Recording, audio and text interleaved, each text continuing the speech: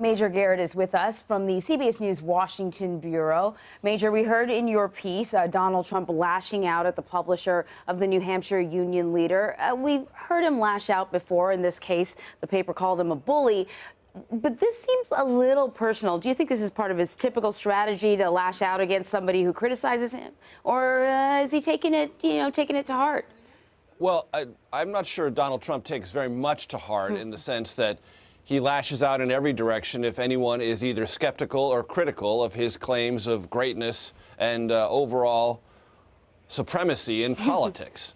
So what's important about this Union Leader editorial is, number one, the Union Leader in Manchester, the state's largest newspaper, is not nearly as influential as it was, let's say, 20 or 25 years ago, when its endorsement or its editorial voice could really move large sections of the Republican primary electorate. That's less true now than ever before. However, Trump knows he can't take any chances, and that editorial went to say two things about Trump: that it's up to New Hampshire voters to disabuse Trump of the notion that he is the front runner and he's going to remain the front runner. So it's the paper essentially telling New Hampshire Republicans, do your work and make sure you defeat this guy.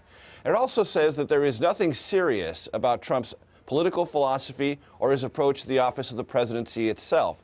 Now, those are long-standing criticisms of Trump, but in a place like New Hampshire, where the Trump campaign must know, even though this is their first time around the track, that in the month of January, primary voters in New Hampshire are really going to move into a place of serious contemplation about what they're going to do with their primary vote. And if Trump doesn't win in Iowa, and Ted Cruz is running strongly there, and Trump could come in second or third there, and then loses New Hampshire, then the question becomes, has all of the Trump momentum built entirely on the froth of polls disappeared?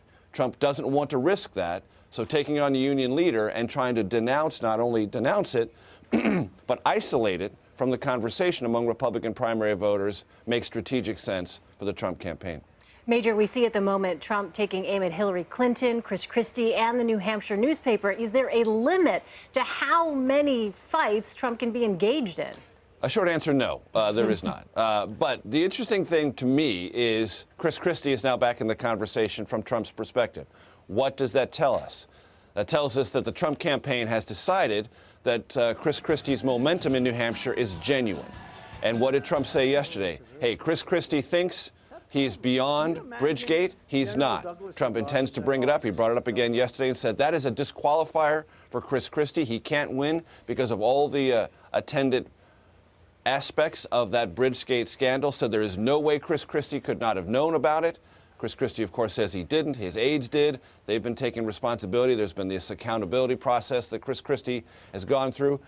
Governor Christie even told me last week that that entire experience is not only behind him, but it's made him a calmer, more mature leader. Well, I think we're about to find out. Chief White House correspondent Major Garret, thank you so much. You got it.